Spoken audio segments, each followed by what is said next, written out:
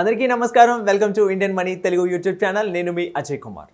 ఈరోజు మనం ఈ వీడియోలో ఒక ఇంపార్టెంట్ టాపిక్ని డిస్కస్ చేద్దాం. ఆ టాపిక్ ఏంటంటే ఇండెక్స్ ఫండ్స్ అనమాట. చాలామంది కామెంట్స్లో కూడా అడుగుతున్నారు ఇండెక్స్ ఫండ్ గురించి చెప్పండి, ఇండెక్స్ ఫండ్ ఎట్లా వర్క్ అవుతాయి, ఇండెక్స్ ఫండ్ ఎవరు ఇన్వెస్ట్ చేయొచ్చు, ఇండెక్స్ ఫండ్లో ట్యాక్సేషన్ ఎట్లా వర్క్ అవుతుంది అని చాలా క్వశ్చన్స్ అడుగుతున్నారు అనమాట కామెంట్స్లో. సో ఈరోజు మనం ఈ వీడియోలో ఇండెక్స్ ఫండ్ గురించి, అసలు డెఫినేషన్ అంటే ఏమిటి, ప్లస్ ఇండెక్స్ ఫండ్లో ఎవరెవరు ఇన్వెస్ట్ చేయాలి, ప్లస్ ఇండెక్స్ ఫండ్ ట్యాక్సేషన్ గురించి సో కంప్లీట్గా అన్ని డీటెయిల్స్ తెలుసుకుందాం. అంతేకాకుండా మీరు ఇంతవరకు మా ఛానల్ని సబ్స్క్రైబ్ చేసుకోకపోతే ఇమీడియట్గా సబ్స్క్రైబ్ చేసుకోండి. సో ముందుగా ఇండెక్స్ ఫండ్ డెఫినేషన్ గురించి తెలుసుకునే ముందు మనం స్టాక్ మార్కెట్ గురించి కొంచెం తెలుసుకుందాం. అంటే ఎందుకంటే స్టాక్ మార్కెట్ మీద రిలేటెడ్ అయ్యే ఇండెక్స్ ఫండ్స్ అనేది వర్క్ చేస్తూ ఉంటాయి అనమాట. సో మనం ఈరోజు స్టాక్ మార్కెట్ గురించి కొంచెం బ్రీఫ్గా తెలుసుకుందాం. నార్మల్గా చూడండి, మన ఇండియాలో స్టాక్ మార్కెట్లో రెండు ఇండెక్సెస్ ఉన్నాయన్నమాట మేజర్గా. ఒకటి సెన్సెక్స్ అండ్ ఒకటి నిఫ్టీ అనమాట. సెన్సెక్స్లో ఆల్మోస్ట్ ఒక 6,000 నుంచి 8,000 కంపెనీస్ అనేవి లిస్ట్ అయ్యి ఉన్నాయి based on the market capitalization. Even నిఫ్టీలో కూడా ఆల్మోస్ట్ సమ్ 6,000 కంపెనీస్ అనేవి లిస్ట్ అయ్యి ఉన్నాయంట based on the market cap అనమాట.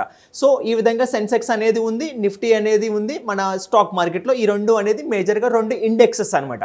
సో మనం ఇప్పుడు ఫస్ట్ సెన్సెక్స్ గురించి తెలుసుకుందాం అండ్ నిఫ్టీ గురించి తెలుసుకుందాం.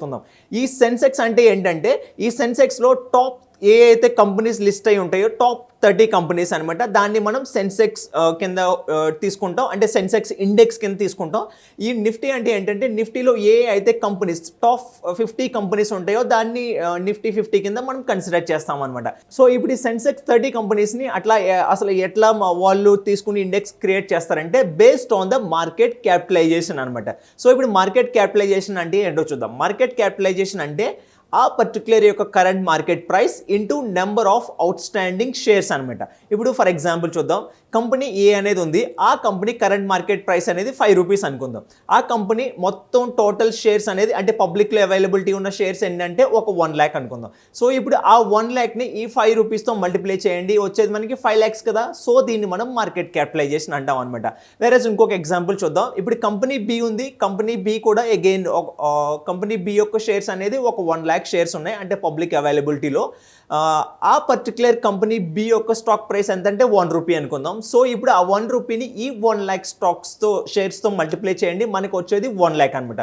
సో ఇది కంపెనీ బి యొక్క మార్కెట్ క్యాపిటలైజేషన్. ఈ విధంగా ఈ మార్కెట్ క్యాపిటలైజేషన్ బట్టి ఈ సెన్సెక్స్ 30 కంపెనీస్ అనేవి లిస్ట్ అయి ఉంటే ఆ ఇండెక్స్లో ఈ మార్కెట్ క్యాపిటలైజేషన్ బట్టి నిఫ్టీలో టాప్ 50 కంపెనీస్ అనేవి లిస్ట్ అయి ఉంటాయి అనమాట.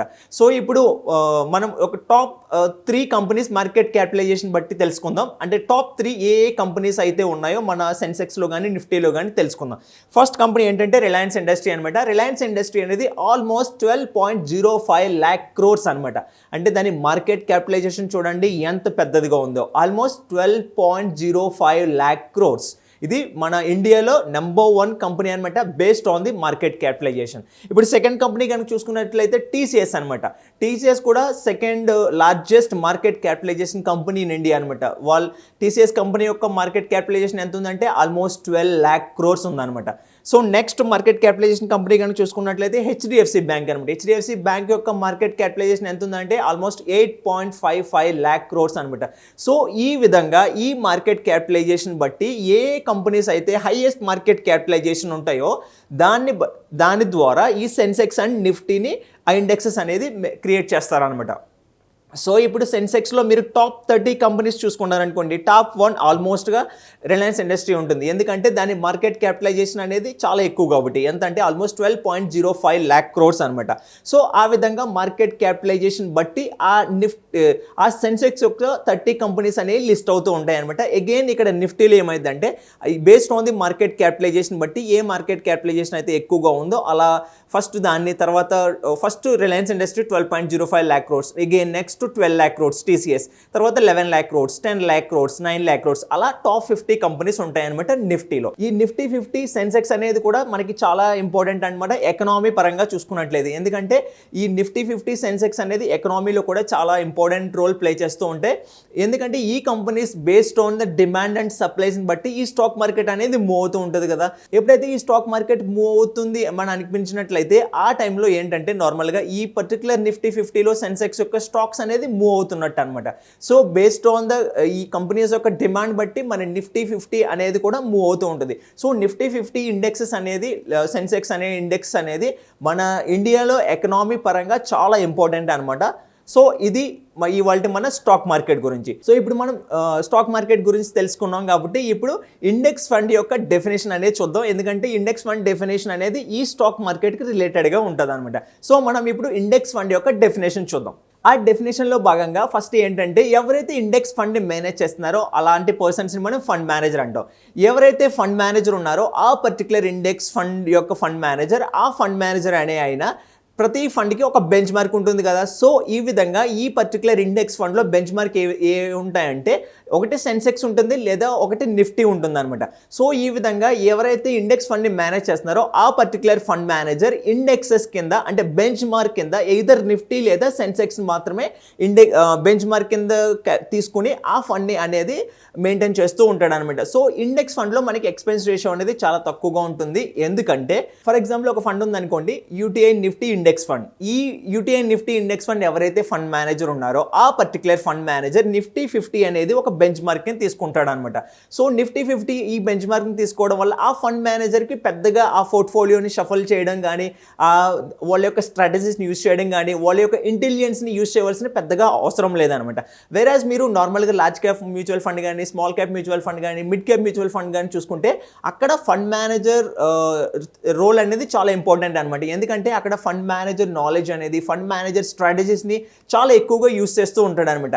వేరాజ్ ఇక్కడ ఇండెక్స్ ఫండ్లో జస్ట్ ఫండ్ మేనేజర్ ఈ యూటీఐ నిఫ్టీ ఇండెక్స్ ఫండ్లో జస్ట్ యూటీఐ ఏదైతే నిఫ్టీ 50 ఉందో ఆ నిఫ్టీ 50ని బెంచ్ మార్క్గా తీసుకుని ఆ ఫండ్ని మెయింటైన్ చేస్తూ ఉంటాడు అనమాట. సో ఫండ్ మేనేజర్ ప్రెజెన్స్ అనేది ఇక్కడ చాలా తక్కువ అనమాట. ఎందుకంటే నిఫ్టీ 50లో ఏ కంపెనీస్ ఉన్నాయో సేమ్ అదే కంపెనీస్ని తీసుకుని ఇక్కడ ఇండెక్స్ అనేది ప్రిపేర్ చేస్తాడు, అంటే ఒక పోర్ట్ఫోలియోని క్రియేట్ చేస్తాడు అనమాట.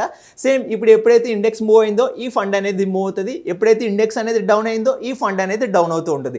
ఎందుకంటే ఇక్కడ ఫండ్ మేనేజర్ ప్రెజెన్స్ అనేది చాలా తక్కువగా ఉందన్నమాట. సో మనం ఈ ఫండ్ని ప్యాసివ్ ఫండ్ అని కూడా అంటాం. ఎందుకంటే ఫండ్ మేనేజర్ ప్రెజెన్స్ అనేది ఇక్కడ ఇంటెలిజెన్స్ అనేది కానీ లేదా ఫండ్ మేనేజర్ నాలెడ్జ్ అనేది ఇక్కడ చాలా తక్కువ యూస్ చేస్తూ ఉంటాడు అనమాట. సో దానివల్ల ఇక్కడ ఎక్స్పెన్స్ రేషియో అనేది ఆల్మోస్ట్ మీకు 0.2 నుంచి 1% మధ్య వేరీ అవుతూ ఉంటుంది అనమాట. ఇక్కడ ఎక్స్పెన్స్ రేషియో అనేది చాలా తక్కువగా ఉంటుంది కంపేర్ టు అదర్ సెగ్మెంట్స్ అనమాట, అంటే కంపేర్ టు అదర్ ఫండ్స్ అనమాట. సో ఇది మన ఇండెక్స్ ఫండ్స్ యొక్క డెఫినేషన్. ఇండెక్స్ ఫండ్ డెఫినేషన్ ఏంటంటే ఎవరైతే ఇండెక్స్ ఫండ్ని మేనేజ్ చేస్తున్నారో ఆ పర్టికులర్ ఫండ్ మేనేజర్ ఏదైతే మన ఇండియాలో సెన్సెక్స్ లేదా నిఫ్టీ ఉన్నాయో వాటిని ఇండెక్స్గా తీసుకుని మాత్రమే ఫండ్ని మేనేజ్ చేస్తాడు. సో ఈ ఇండెక్స్ ఫండ్ని మనం నార్మల్గా ప్యాసివ్ ఫండ్స్ అంటాం. ఇక్కడ ఎక్స్పెన్స్ రేషియో అనేది చాలా తక్కువగా ఉంటుంది. ఇక్కడ ఫండ్ మేనేజర్ ప్రెజెన్స్ అనేది చాలా చాలా తక్కువగా ఉంటుంది అనమాట. సో మనం దీన్ని ప్యాసివ్ ఫండ్ అంటాం. ఇది నార్మల్గా ఇండెక్స్ ఫండ్ యొక్క డెఫినేషన్ అనమాట. ఇప్పుడు దానిలో భాగంగా మనం ఎవరెవరైతే ఈ ఇండెక్స్ ఫండ్లో ఇన్వెస్ట్ చేయాలో చూద్దాం. నార్మల్గా చూడండి ఇండెక్స్ ఫండ్స్ అనేవి ఎలా డిసైడ్ అవుతాయి. ఇండెక్స్ ఫండ్ ఎవరైతే మేనేజ్ చేస్తున్నారో ఆ పర్టికులర్ ఫండ్ మేనేజర్ వాళ్ళు బెంచ్ మార్క్ కింద నిఫ్టీ లేదా సెన్సెక్స్ కింద తీసుకుని ఆ ఫండ్ అనేది మెయింటైన్ చేస్తూ ఉంటాడు. సో ఇక్కడ ఈ నిఫ్టీ 50లో కానీ సెన్సెక్స్లో కానీ లిస్ట్ అయిన అన్ని పెద్ద పెద్ద కంపెనీస్ అనమాట. అవి ఎక్కువ పెద్దగా ఛాన్సెస్ ఉండదు బ్యాంక్రప్ట్ అవడానికి, అంటే ఆ కంపెనీ అనేది బ్యాంక్రప్ట్ అవడానికి చాలా తక్కువ ఛాన్సెస్ ఉంటాయి అనమాట. సో ఆ కంపెనీస్ అన్ని చాలా బిగ్ కంపెనీస్ అనమాట. సో ఎవరైతే కనుక తక్కువ రిస్క్ తీసుకుని లాంగ్ టర్మ్కి ఆ ఫండ్ని హోల్డ్ చేయాలనుకుంటున్నారో అలాంటి వారికి ఈ ఇండెక్స్ ఫండ్స్ అనేది చాలా సూటబుల్గా ఉంటాయి అనమాట. ఎవరైతే కన్సర్వేటివ్ కైండ్ ఆఫ్ ఇన్వెస్టర్స్ ఉన్నాయో లేదా బాగా తక్కువ రిస్క్ తీసుకుందాం అనుకుంటున్నారో అలాంటి వారికి ఇండెక్స్ ఫండ్స్ అనేది చాలా బాగా ఉపయోగపడతాయి లాంగ్ టర్మ్కి. సో ఇప్పుడు టాక్సేషన్ గురించి చూద్దాం. అసలు ఇండెక్స్ ఫండ్లో టాక్సేషన్ ఎట్లా వర్క్ అవుతుంది అంటే ఇండెక్స్ ఫండ్ అనేది కూడా ఒక type of equity mutual fund అనమాట. నార్మల్గా మన మ్యూచువల్ ఫండ్ కేటగిరీలో ఇప్పుడు మన హోల్డింగ్ పీరియడ్ అనేది లెస్ దెన్ 12 months కింద ఉంటే, అంటే మనం బై చేసినప్పటి నుంచి ఈ సెల్ చేసినప్పుడు పీరియడ్ అనేది లెస్ దెన్ 12 months కింద ఉందనుకోండి, దాన్ని మనం షార్ట్ టర్మ్ క్యాపిటల్ గెయిన్ అంటాం. ఏదైనా ఒక గెయిన్ వస్తే, లేదా మన హోల్డింగ్ పీరియడ్ అనేది మోర్ దెన్ 12 months ఉందనుకోండి, అంటే మనం బై చేసినప్పటి నుంచి సెల్ చేసినప్పుడు మధ్య పీరియడ్ అనేది మోర్ దెన్ 12 months కింద ఉంటే దాన్ని మనం లాంగ్ టర్మ్ క్యాపిటల్ గెయిన్ అంటాం. ఏదైనా గెయిన్ వస్తాయి. ఇప్పుడు short term capital gain taxes గురించి చూద్దాం, long term capital gain taxes గురించి చూద్దాం. Short term capital gain taxes ఎట్లా అంటే మనకి ఈ 12 months పీరియడ్లో ఒకవేళ సెల్ చేసామనుకోండి, మనకి ఏదైనా గెయిన్ వచ్చింది అనుకోండి, ఆ గెయిన్ మీద మనం 15% ట్యాక్స్ అనేది స్ట్రైట్గా పే చేయవలసి వస్తుంది అనమాట. వేరేస్ లాంగ్ టర్మ్లో ఏమైందంటే మనకి ఎంతైతే గెయిన్ వచ్చిందో ఆ పర్టికులర్ మోర్ దెన్ 12 months పీరియడ్లో మనం దానిలో ఆ గెయిన్లో ఫస్ట్ 1 lakhకి ఏ విధమైన ట్యాక్స్ పే చేయవలసిన అవసరం లేదు.